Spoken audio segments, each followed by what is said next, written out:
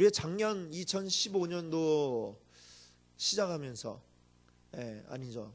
그 2014년도 12월에 그때부터 우리가 이 하나님을 경험하는 삶을 이제 말씀을 나누었습니다. 그리고 이제 맨 마지막이 이제 12단원에 오게 되었습니다. 이제 뭐 한 4번 정도 이제 더 하면 끝이 날 텐데요.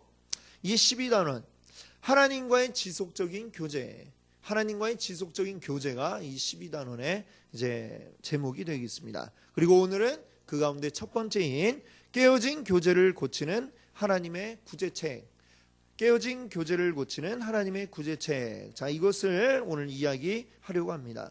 우리가 그동안 하나님을 경험하는 삶에 대해서 우리가 쭉 함께 나누어 왔는데, 그 가운데 우리가 중요한 것은 하나님을 경험하는 삶의 7가지 실체에 대해서 우리가 쭉 앞에서는 이야기를 나누었었죠.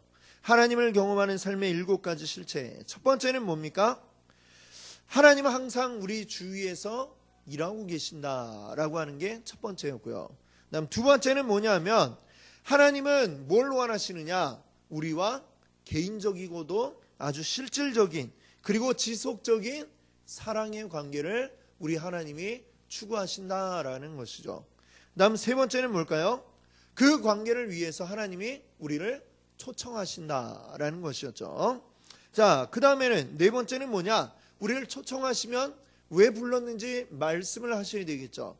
그리고 어떻게 말씀하시느냐? 하나님이 지금 뭘 하려고 하는지 그리고 어떤 길을 가려고 하는지 그걸 보여주기 위해서 성령님을 통해서 우리에게, 자, 그 성령님은 또 무엇을 통해 말씀하시냐면 성경 말씀, 그리고 기도, 그리고 우리 주변의 여러 가지 환경들, 그리고 우리 교회를 통해서 우리에게 말씀을 하신다. 이렇게 우리가 나누었습니다. 그래서 우리에게 하나님의 말씀인 성경, 또 기도와 나에게 벌어지는 여러 가지 일들, 그런 환경들, 그리고 교회를 통해서 말씀하시죠. 자, 그럼 그 말씀을 들었을 때에 사실 하나님이 하고자 하시는 그 길은 우리 사람이 원하는 길과는 다르고 하나님의 생각은 우리 사람의 뜻과 다르다라고 했습니다. 그러면 자연스럽게 우리 안에 어떤 게 생겨날까요? 갈등이 생겨나죠. 갈등. 하나님의 말씀을 딱 듣는데 좋아요. 물론 이래야 되겠지만 먼저는 그 전에 갈등이 생겨난다라는 것이죠. 하나님은 나는 이리로 가고자 하는데 하나님은 이쪽으로 이렇게 말씀하시니까 순간 막 갈등이 될 겁니다. 자, 그 갈등, 그 믿음의 갈등으로 몰아놓고 그 다음에는 갈등을 통해서 우리는 어떻게 해야 될까요? 방향을 딱 맞춰야죠. 일로 가려고 했다가 이제 하나님이 가라고 하시는 쪽으로 방향을 전환을 해야 되고 그 다음에 발걸음을 뛰어서 그쪽으로 발걸음을 내디뎌야 한다라고 하는 것입니다. 자, 그리고 그것이 이제 우리가 그동안 이야기해왔던 조정이라고 하는 거죠. 조정. 자, 하나님의 뜻에 맞게 갈등을 하다가 그래 결심해서 하고 그 다음에 어떻게 해요? 조정을 하는 겁니다. 방향을 돌리고 그리로 발을 내딛는 것. 자, 그러면 이제 하나님의 말씀에 그렇게 순종하면 그 다음에 어떻게 된다고 했습니까? 하나님께서는 나를 통해 일하기 시작하십니다. 그리고 우리는 하나님을 경험하게 된다라고 했죠. 자, 이게 믿음의 7가지 실체, 이 우리에게 하나님을 경험하게 되는 7가지 단계라고 이렇게 말씀드릴 수 있습니다. 자, 이 7가지 실체에 대해서 우리가 쭉 이야기한 다음에는 그 다음에 교회에 대해서 말씀을 드렸어요. 하나님이 우리 개개인을 통해서도 말씀하시고 하나님의 일을 이루어 가시지만 하나님보다 궁극적으로 하고자 하시는 것은 우리 개개인이 모여있는 하나님의 믿음의 백성들이 한데 모여서 교회를 이루죠. 그 교회를 통해서도 하나님을 경험하게 하신다라는 것을 우리가 말씀을 나누었습니다. 그 교회를 통해 말씀에 나가실 때에 우리 교회의 성도들, 우리 성도들은 이 교회라고 하는 한 몸을 이루고 있는 지체들이라고 하는 것이고 이 지체된 우리 성도들은 어떻게 돼요? 온전히 유기적으로 하나가 되어야 된다라는 것입니다. 그냥 각각 따로따로 떨어져 가지고 탁 한 군데만 있으면 아무 소용이 없죠. 그렇죠? 마치 그 어릴 때 로봇 장난감 조립하는 장난감이 있죠. 프라모델 이런 거 보면 어때요? 각 부품들이 각각 그냥 쭈루루 있습니다. 있으나 그거는 로봇가 아직 아니죠. 그렇죠? 한 군데 있지만 로봇가 아니에요. 그러면 어떻게 돼야 로봇가 됩니까? 이 조각조각 부품들을 하나씩 하나씩 결합을 하고 이걸 하나로 묶어주어야, 그걸 조립을 해줘야 하나의 로봇가 되는 것이죠. 자, 마찬가지로 우리 성도도 그냥 이곳에 물리적으로 우리가 같은 장소 안에 있다라고만 해서 우리가 교회가 되는 게 아니고 우리는 그 안에서 하나로 녹아져서 하나로 융합이 되어져야 된다라는 것이죠. 마치 용광로 속에서 그 각각의 그 고철들이 하나로 녹아지면 또 다른 하나의 새로운 그 물건으로 나올 수 있는 것처럼 우리도 그렇게 된다 말씀을 드렸습니다. 그렇기 때문에 그동안 이제 쭉 코이노니아, 바로 이 주님 안에서의 교제에 대해서 말씀을 드렸죠. 우리가 온전히 하나 되기 위해서 필요한 게 뭐냐? 바로 코이노니아, 교제다, 이 말씀을 드렸습니다. 자, 그럼 이제 이 교제가 계속적으로 이어지기 위해서 그 교제를 계속 이루어가야 되는 이유는 뭐예요? 계속 하나님의 일을 하면서 하나님의 놀라우신 일들을 우리가 경험하기 위해서 이 교제가 쭉 이어져야 된다라고 하는 것입니다. 자, 그러면 이 교제가 이어지기 위해서 우리가 어떻게 해야 되느냐? 자, 그게 이제 지금 이제 12단원에서 우리가 이야기하고자 하는 것입니다. 자, 하나님과의 지속적인 교제를 이제 이야기할 텐데, 자, 우리가 한번 하나님 딱 경험하고 끝나면 안 되잖아요. 그렇죠? 하나님 앞에 갈 때까지, 하나님 나라 갈 때까지, 우리가 이 세상 떠나가는 날까지 우리는 계속해서 하나님을 매일같이 경험하고 그리고 이 교제들을 해나가야 된다라는 것입니다. 그러기 위해서 우리가 어떠해야 하느냐? 자, 오늘 말씀 한번 보세요. 우리 여러분 나눠드린 유인물에 보시면 신약 성경에 나오는 그리스도인들에게서 볼 수 있는 역동적인 생명력을 체험하려면 코이노니아가 개인과 교회에 꼭 있어야 합니다. 이렇게 이야기하고 있습니다. 그렇죠? 자, 문 1번 보세요. 자, 한번 같이 읽어볼까요? 문 1번. 다음 중 어떤 것이 사람들 사이에 교제를 창조하고 지속시키는 하나님의 능력을 좀 더 잘 나타냅니까? 자, 1번과 2번이 있는데 어떤 게 더 우리 하나님의 능력을 더 잘 나타내겠느냐라는 걸 묻고 있습니다. 첫 번째는 뭐예요? 비슷한 인종, 언어, 배경과 교육 수준, 경제적 수준을 지닌 사람들 간에 이루어지는 거룩한 교제. 자, 이거 하고 두 번째는 뭡니까? 배경이나 사회적 위치가 매우 다른 사람들 간에 이루어지는 거룩한 교제. 자, 이 둘 중에 어떤 게 하나님의 능력을 더 많이 나타낼 수 있을까요? 두 번째가 되겠죠. 그렇죠? 왜요? 첫 번째는 굳이 하나님이 아니더라도 비슷한 사람들끼리 원래 잘 지내요. 그렇죠? 예, 원래 끼리끼리 모이지 않습니까? 비슷한 사람들끼리 모이는 거는 교회가 아니더라도 그냥 알아서 잘 모입니다. 그런데 사회적 위치와 배경이 다른 이런 사람들 간의 교제라는 것, 이거는 인간적으로는 되게 어려운 것이죠.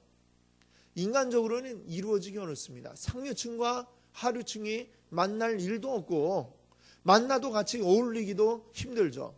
자, 배움의 정도가 다른 사람들은 서로 이야기를 하려고 해도 하는 이야기가 다르고 용어가 다르고 생각하는 게 달라서 말도 하기가 어렵습니다. 인간적으로는 그렇습니다.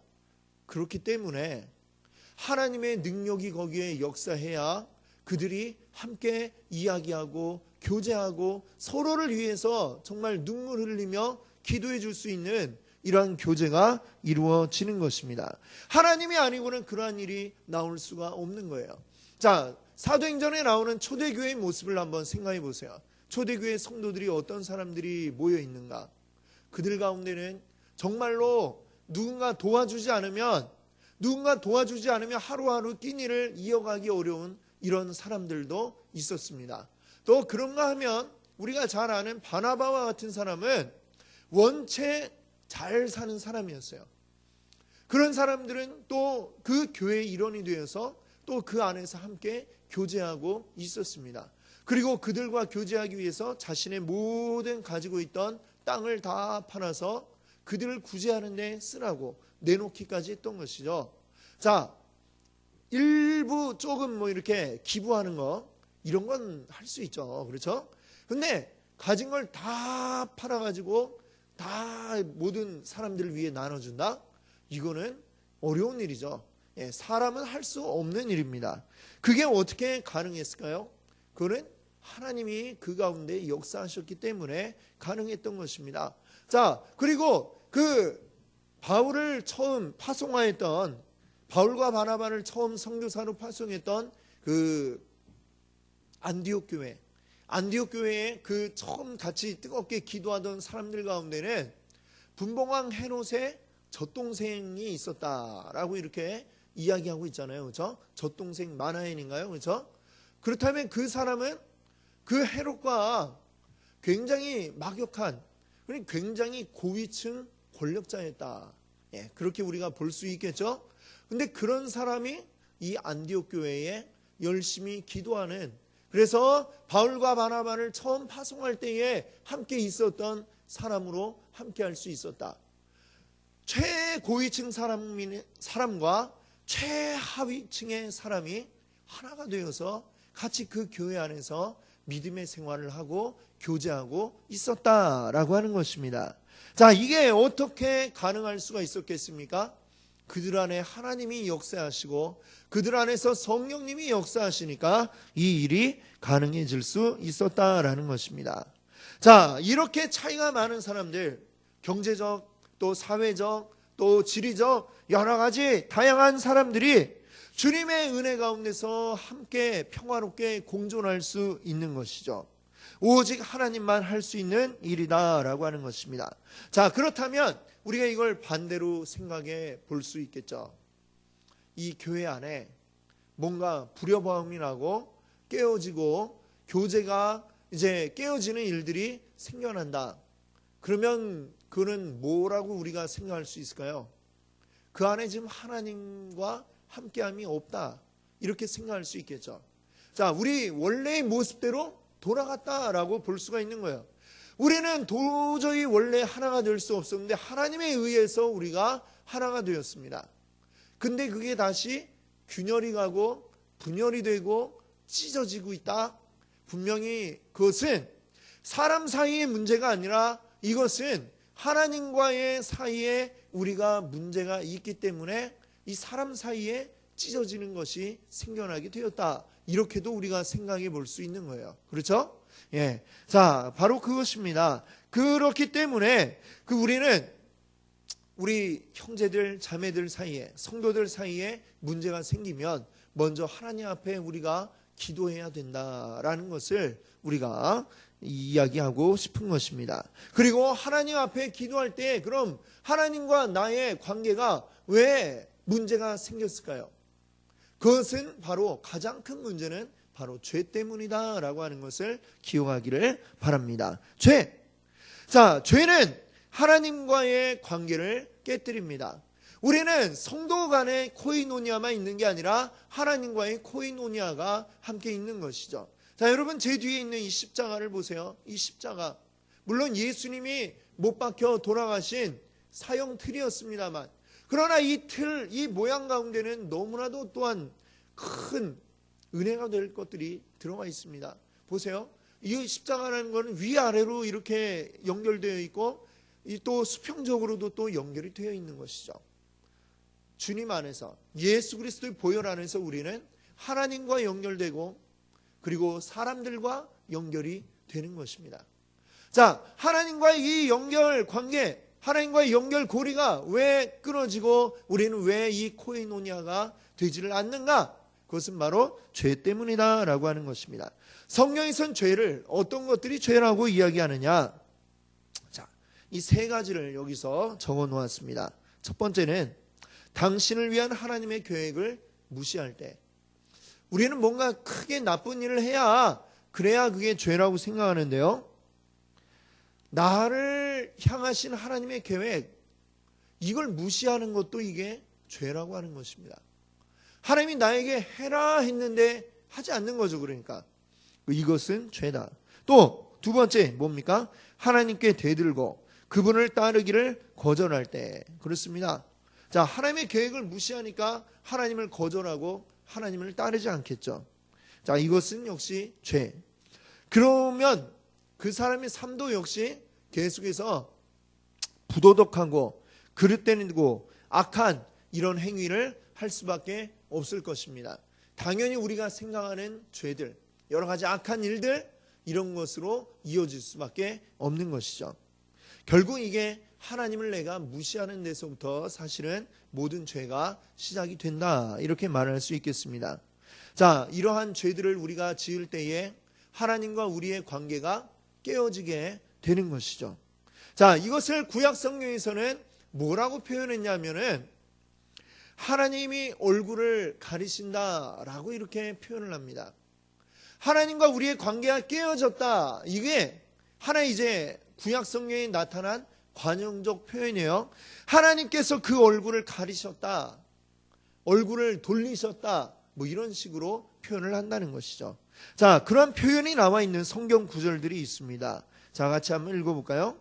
맨 처음에 이사야 54장 8절, 이건 제가 읽어보겠습니다. 내가 넘치는 진노로 내 얼굴을 내게서 잠시 가렸으나. 그렇죠? 자, 여기서 얼굴 한번 여러분이 동그라미 쳐보세요. 여기서 얼굴을 어떻게 했다고 그래요? 가리셨다. 네, 죄 때문에 가렸다라고 합니다. 그 다음 57장 17절 두 번째 거 한번 읽어주세요. 그의 탐심의 죄악으로.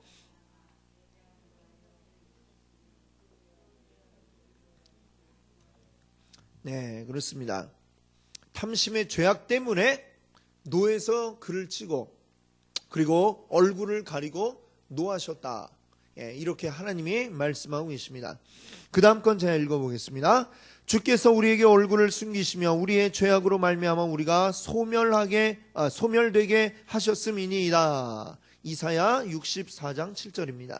여기도 보니까 주님께서 그 얼굴을 숨기셨다라고 이렇게 이야기하죠. 그리고 우리의 죄 때문에 우리가 완전히 소멸하게 되었다, 이렇게 말을 하고 있습니다. 예레미야 33장 5절 한번 여러분들 읽어주세요. 나의 얼굴을 가려 이 성을 돌아보지 아니하였음이라. 아멘. 그렇습니다. 여기도 얼굴을 가리었다, 이렇게 표현하고 있죠. 자, 근데 하나님이 그 얼굴이 있으신가? 그거 우리가 알 수가 없습니다. 예. 하나님의 모양이 어떠한가?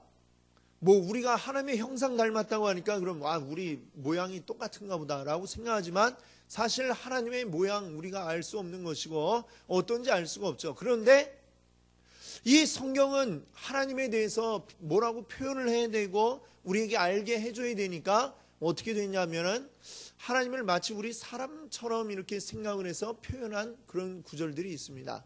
그걸 이제 신학에서는 이제 신인 동형론이다, 이렇게 얘기하는데, 그렇다고 해서 하나님이 뭐 정말 우리처럼 같은 모양으로 생기셔갖고 얼굴을 이렇게 돌리시고 하느냐, 그거 알 수 없고 그렇지 않다라고 이렇게 생각을 하셔야 되겠습니다만, 그러나 하나님이 우리가 알기 쉽게 표현을 해놓은 겁니다.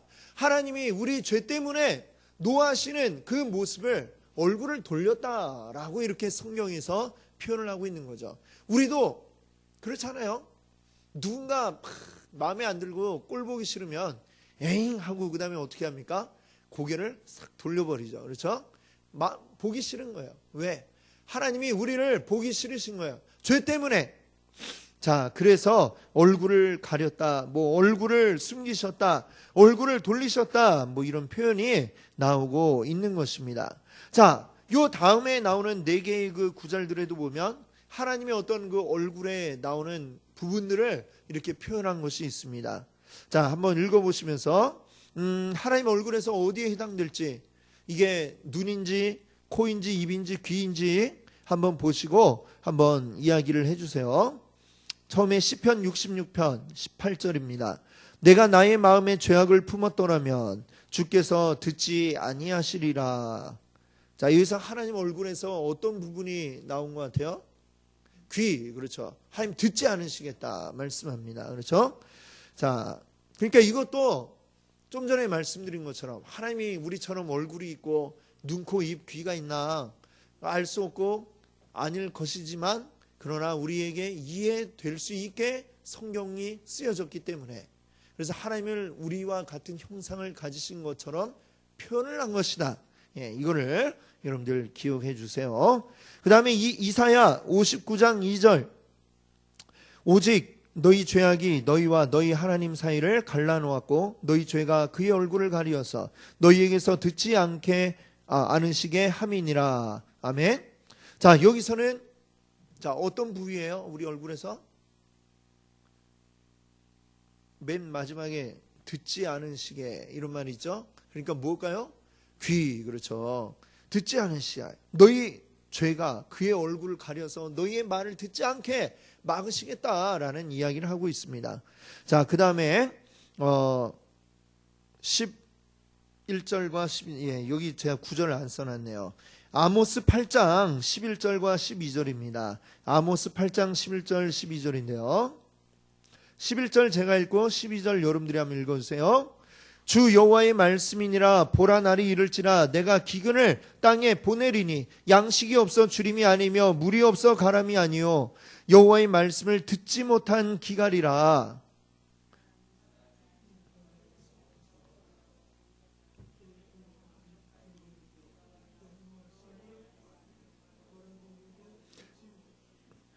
아멘. 자, 여기서는 하나님의 그 얼굴 가운데 어느 부위가 될까요? 여호와의 말씀. 이 말씀은 어디서 나올까요? 입. 그렇죠. 입에서 나오겠습니다. 자, 그 다음에 하박국 1장 13절 우리 같이 읽어볼까요? 주께서는 눈이 정결하심으로 악을 참아보지 못하시며 패역을 참아보지 못하시거늘. 네, 여기는 뭐 분명하게 아시겠죠? 뭘까요? 눈. 그렇죠. 이렇게 성경은 하나님의 얼굴이 있다라고 이렇게 있는 것으로 표현을 하고요. 얼굴에 있는 여러 부위들, 눈, 코, 입, 귀 뭐 이런 것을 다 이렇게 표현을 하고 있습니다. 그리고 중요한 것은 이것이 평상시에는 우리를 향하고 있다가 우리가 죄를 지으면 하나님이 그냥 외면해 버리신다라고 이야기하고 있는 것이죠. 자, 그래요. 성경에서 하나님이 그분의 얼굴을 가리셨다는 표현이 나올 때 어떤 의미로 쓰였습니까? A, B, C, D. 자, 하나님이 무서워서 우리 뭐 애들이 막 아우 무서워 하면 막 얼굴을 막 눈으로 가리고 하죠. 그런 건가요? 아우 죄야 무서워 이겁니까? 아니죠. 네, 아닐 겁니다. 자, 그러면 B. 하나님이 사람들로 하여금 그분의 임재를 경험치 못하게 하심. 맞을까요? 예, 맞습니다. 자, 그럼 C. 죄 때문에 하나님이 한 개인이나 한 민족을 거부하심. 맞나요? 예, 맞습니다. 하나님이 죄 때문에 아예 그들로부터 돌려버렸다. 한 개인일 수도 있고 또는 한 민족이 될 수도 있고 그런 것이죠. 자, D. 죄악 때문에 하나님이 보거나 듣거나 말씀하기를 거부하심. 맞을까요? 맞습니다. 맞습니다. 그렇죠. 자, 이 일들이 우리에게 일어나는 거예요. 하나님이 얼굴을 돌리실 때, 뭐 때문에요? 우리 죄 때문에 얼굴을 돌리시면 이런 일들이 생겨나요. 우리는 하나님을 볼래야 볼 수가 없어요. 그리고 하나님 더 이상 우리에게 귀를 기울이지도 않으시고 우리의 외침을 듣지도 않으시고 모든 걸 거부하십니다.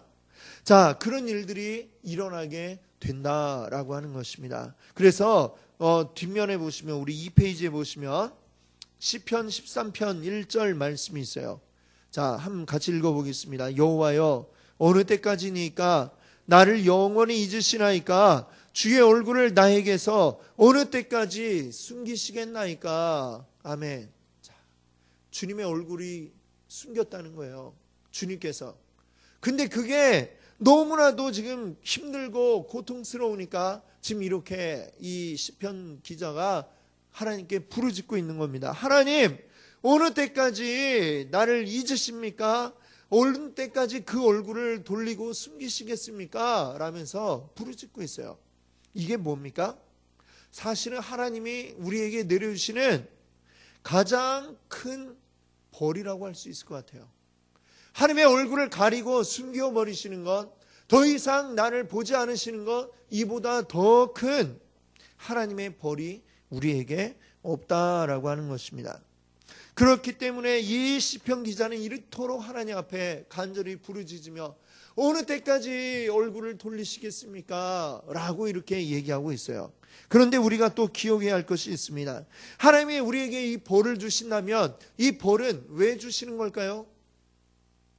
엄마가 그 아들을 때릴 때에 왜 때립니까? 잘못이기도 하지만 왜 그래요? 옆집 애 같으면 그렇게 때리겠어요? 안 때리죠. 우리 애니까 사랑하니까 때리는 거죠. 하나님의 이 벌도 역시 우리를 사랑하기 때문에, 하나님의 징계라는 것도 결국엔 우리를 사랑하기 때문에 우리에게 주시는 것이다 라는 것을 우리가 알아야 하겠습니다. 하나님은 그 벌을 통해서 다시금 우리가 돌아오기를 원하고 계신 것이죠.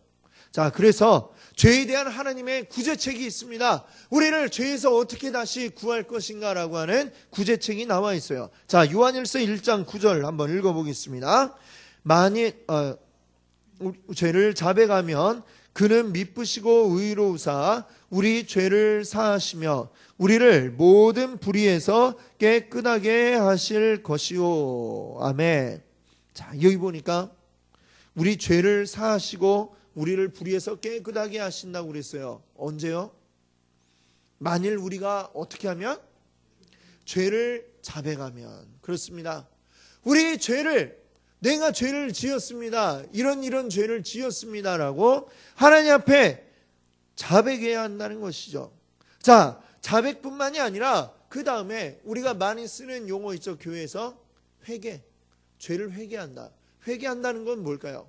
하나님, 제가 이런 죄를 지었습니다. 자백하고 그 다음에는 회개는 뭐예요?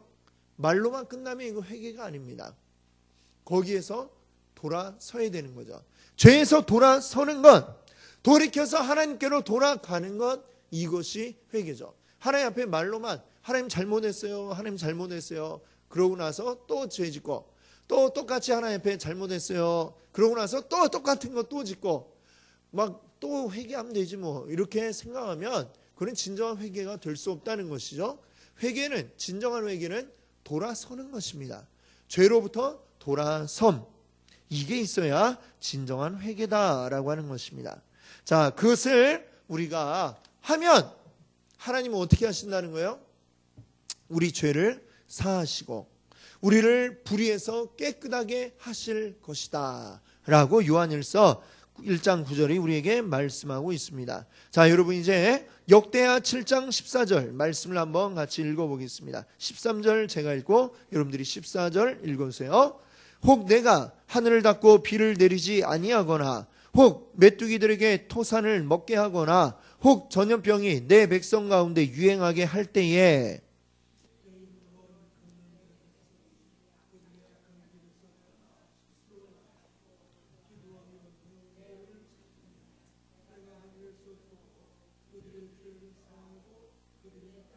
고칠지라. 아멘. 그렇습니다. 앞에 13절은 지금 어떤 상황이에요? 죄 때문에 지금 하나님이 징계하고 계시는, 벌을 주고 계시는 상황이죠. 비가 내리지 않게 하시고 메뚜기 떼가 나타나서 모든 농작물을 다 먹어치워버리고 전염병이 막 돌고 이럴 때에, 죄로 인해서 그들이 고통당하고 있을 때에 14절에 보세요. 이제 하나님과 다시 이 죄로부터 벗어나 관계를 회복하기 위해서 어떻게 하라고 그럽니까? 해야 될 게 뭘까요? 자, 14절 보세요. 자, 내 백성이 먼저 뭐 하라고 그래요? 악한 길에서 떠나. 자, 악한 길에서 떠나는 것, 좀 전에 뭐라고 말씀드렸죠? 회개라고 했습니다. 거기에서 떠나는 거예요. 죄로부터 다시 거기에 발 담근 채 하나님 잘못했어요, 죄에 발 담그고서 막 잘못했어요 이라는 게 아니라 거기에서 벗어나서 떠나가는 게 회개라고 하는 것입니다. 그 다음에 또 어떻게 해야 된다고 그래요? 스스로 낮추고, 스스로 낮춘다는 게 뭡니까? 나는 하나님 앞에 아무것도 아닙니다. 하나님 앞에 나는 너무나도 작고 보잘것없는 존재임을 우리가 고백하는 것입니다. 내 스스로, 내 힘으로, 내 능력으로 다 될 것 같아서 마음대로 했는데, 그러다가 이 모양 이 꼴이 되었는데 하나님 용서해 주세요. 나를 낮추는 것이죠. 그 다음에 뭐 하라고 그럽니까? 기도하여. 그렇죠. 그냥 이 얘기를 그냥 아이고야 내 팔자야 이렇게만 하면 이거는 그냥 신세 한탄에 그치고 마는데, 그걸 하나님 앞에 해야죠. 하나님께 기도해야 된다라는 것입니다. 그 다음에요, 뭐 해야 되죠? 내 얼굴을 찾으면, 여기서 내 얼굴이 누구 얼굴이에요? 하나님 얼굴을 찾으면, 하나님을 바라고 부르짖고 간구하면 하나님의 얼굴 다시 돌려서 우리를 쳐다보신다 말씀하고 있지 않습니까? 바로 이것입니다. 죄에서 벗어나서 기도해서 하나님 얼굴 찾으면, 하나님, 그리고 하나님 앞에 내가 낮아지면 하나님이 어떻게 하신다고 합니까? 그 다음에 어떻게 우리에게 해주겠다고 말씀하고 계시죠? 그렇게 하면 내가 어떻게 한대요? 하늘에서 듣고, 그렇죠, 듣고, 그 다음에 죄를 사하고, 그 다음에 세 번째는요, 그들의 땅을 고칠지라. 자, 그들의 땅이 완전히 쑥대밭이 돼버린 거죠. 그렇죠? 메뚜기에, 그 다음에 비도 오지도 않고 완전히 황폐하게 된 그들의 땅을 고쳐주겠다. 막혀있는 것들을 뚫어주겠다 라고 말씀하고 계신 것입니다. 자, 여러분들 이것을 믿으십니까? 아멘. 네, 하나님과의 관계가 막히면 모든 게 막히는 것입니다. 하나님과의 관계가 막혀 있으면 뚫어야 되는데, 뚫는 건 뭐냐? 바로 죄를 회개하고 자백하는 것이고, 거기에서 돌이켜서 하나님께로 나아가는 것입니다. 자, 민수기 6장 24절에서 26절은 이것은 뭐냐면요, 대제사장의 축복기도라고 우리가 부르는 것입니다. 자, 그 축복기도문인데 같이 한번 읽어보죠. 우리 여호와는 내게 복을 주시고 너를 지키시기를 원하며, 여호와는 그의 얼굴을 내게 비추사 은혜 베푸시기를 원하며, 여호와는 그 얼굴을 내게로 향하여 드사 평강 주시기를 원하노라. 아멘. 여기도 보니까 맨 마지막에 뭐라고 합니까?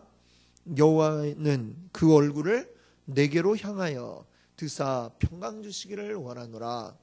하나님이 우리를 향해 얼굴 비춰주시고 얼굴을 나를 향해 계속해서 주시하고 계셔야, 그래야 우리 인생의 모든 것들이, 또 우리 교회의 모든 것들이 온전하게 이루어지고 잘 될 줄 믿습니다. 아멘. 자, 그러면 이제 좀 정리 삼아서 이제 마지막 죄에 대한 이 하나님의 구제책, 우리가 지금까지 했던 것, 또 여러 성경 구절에 나오고 있는 것들을 이제 모아서 정리를 해봤습니다. 자, 이것들을 한번 같이 읽어보죠. 제가 맨 처음에는 이게 뭡니까? 자신을 낮추라. 그렇죠? 역대하 7장 14절에 이야기한 것처럼 자기를 낮춰야 됩니다. 자기를 낮추지 않는다는 게 뭐냐? 막 내가 죄 지어놓고도 이게 어쩔 수 없었다, 나를 합리화하고 이러는 것이죠. 뭐 내가 해도 되지, 뭐 이렇게 생각한다면, 그러면 그것은 안 되는 것이죠. 자기를 합리화시키려고 노력하지 말고 자만심에 연연하지 마라. 하나님 앞에 낮아지는 자만이 하나님 앞에 온전히 은혜 얻을 줄 믿습니다. 그 다음 두 번째는 뭔가요? 기도하라 그랬습니다. 기도하라. 자, 어떤 기도해야 돼요? 죄에 대한 회개의 기도를 해야 되는 것입니다. 세 번째, 당신의 죄를 하나님께 자백하라. 자백하라 그랬습니다. 하나님 다 아시죠? 물론 아시지만 내가 얘기하지 않으면 아무 소용이 없는 겁니다. 자, 하나님께서 다 아시지만 왜 굳이 얘기하라고 해요? 내가 그걸 죄라고 알고 있다고, 그걸 하나님 앞에 잘못했다는 거 안다고 얘기해야, 그래야 하나님 앞에 용서를 받을 수가 있는 것입니다. 진짜 내가 잘못한 걸 알면 그걸 잘못했다고 이야기를 해야죠. 그렇죠? 우리 뭐 보십시오. 요새 뭐 일본에서 뭐 위안부 뭐 이런 문제 해결하려고 우리나라랑 뭐 이렇게 합의를 했지 않습니까? 그런데 그러고 나서 계속 하는 말이, 그게 그 앞에 그 일본 대사관에 있는 뭐 그 소녀상을 치워라 이렇게 얘기를 하잖아요. 그들이 진짜 그 마음에 우리가 정말, 지금 물론 그 사람들은 후손들이지만 그들의 아버지, 할아버지 이런 분들이 진짜 잘못했다라고 생각을 하고 사죄를 했다면 그 소녀상이 그 앞에 있으면 어떻고, 아니 대사관 안에 있으면 어떻습니까? 그렇죠? 잘못한 거 사실이잖아요.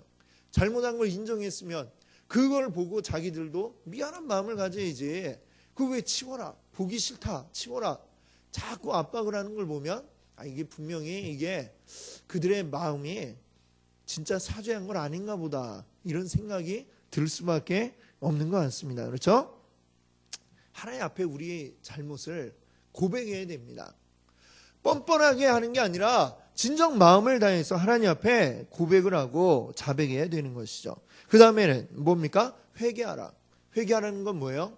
그 잘못을 계속하면서 거기에 발 담가놓고 잘못했어요 말만 하면 안 되고 거기에서 돌이켜 나오라라고 하는 것입니다. 그 다음에는요, 하나님의 얼굴을 찾으라. 하나님의 얼굴, 하나님과 교제가 다시 회복되기를 소망하고 하나님과 대화하려고 해야 되고 하나님의 음성에 귀를 기울여라 라고 하는 것입니다. 하나님의 음성을 듣기를 소망하고 간구해야 그때에 이 관계가 회복될 수 있는 것입니다. 자, 그 다음에 나의 죄가 이게 계속 되어 온 문제라면, 즉 내가 이게 자꾸 반복적으로 짓는 어떤 죄라고 한다면, 자꾸 회개하고 돌아온 것 같았는데 또다시 또 내가 반복적으로 그 죄를 범하고 있다면, 자, 이것을 이제는 좀 더 공적으로 이제 믿음 안에 형제들에게 고백하고, 그리고 그것을 위해서 함께 나를 위해 기도해 주기를 이제 부탁을 해야 된다라는 것입니다. 그렇죠? 자, 나의 힘만으로 이게 힘들다면 도움을 구하라라는 것입니다. 그렇죠? 그리고 이것을 정말 믿음 안에 한 가족인 믿음의 형제 자매들에게, 온전히 믿음으로 이것을 소화할 수 있는 자들에게 부탁을 하는 것이죠. 내가 이걸 또다시 이러한 죄를 짓지 않도록 도와주십시오. 그리고 기도해 주십시오. 이렇게 부탁을 하라는 것입니다. 그 다음에는요, 애통하라. 죄에 대한 애통한 마음이 우리 가운데 있어야 됩니다. 내가 이 죄 때문에 내 마음이 부서졌을 때 완전히 그냥 내가 이 죄 때문에 얼마나 힘든가, 내가 다시금 이 죄를 또 짓는 나는 정말 얼마나 하나님 앞에 연약한 존재인가, 애통해야 하는 마음이 있어야, 그래야 다시 돌아가지 않을 수 있는 것이죠. 자, 그 다음에 하나님께 순복하라. 또 마귀를 대적하라. 마음을 성결케 하라. 네, 하나님의 말씀대로 살아가기를 힘써야 된다는 것입니다. 그 다음에는요, 하나님의 용서와 깨끗게 하심과 고쳐주심의 약속을 구하라. 하나님이 깨끗하게 해주신다 하셨으니 주님 깨끗하게 해주세요.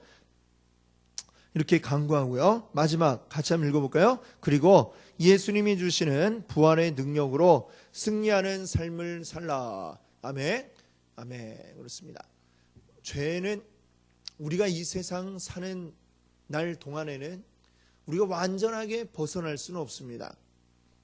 우리가 이 속세를 떠나서, 정말 속세를 떠나서 산 저 깊은 데에 불 속에 들어와서 살든지, 아니면 아무도 없는 무인도에 가서 산다 할지라도, 그래도 우리는 죄에서 완전히 벗어날 수 없는 게 우리 인간입니다.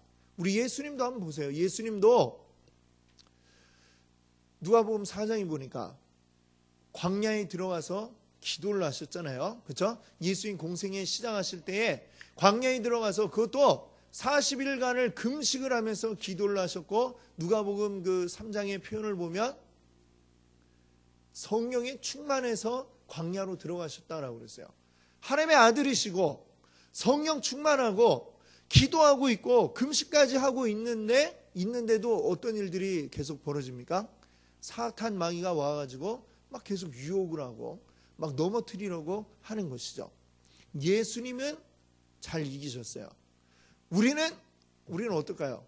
우리는 이길 수도 있고 질 수도 있죠. 사람이, 그리고 우리가 의식하지 않을 때에도 또 나도 모르게 죄를 짓는 일들이 계속해서 우리에게 벌어지고 있습니다. 우리가 자유로울 수 없으나 그러나 오늘 이와 같은 죄에 대한 하나님의 구제 방법들을 우리가 기억하면서 끊임없이, 사람은 죄에서 자유로울 수는 없지만 끊임없이 노력하며 하나님께로 달려가야 하는 것이죠. 하나님께로 계속해서 달려나가다 보면 우리가 죄 때문에 넘어지는 일들도 점점 줄어들게 될 것이고, 그리고 처음에 한번 넘어지면 굉장히 심하게 팍 하고 자빠졌지만 다음에는 살짝 이렇게 살짝 흔들거리고 다시 일어나고, 이런 정도로 우리가 나아질 수 있을 것입니다.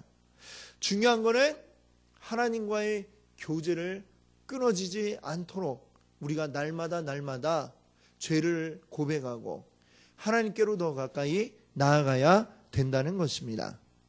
우리 하나님 앞에 날마다 온전히 서 있기를 소망하며 나아가시는 우리 성도님들 되시기를 바랍니다. 아멘. 함께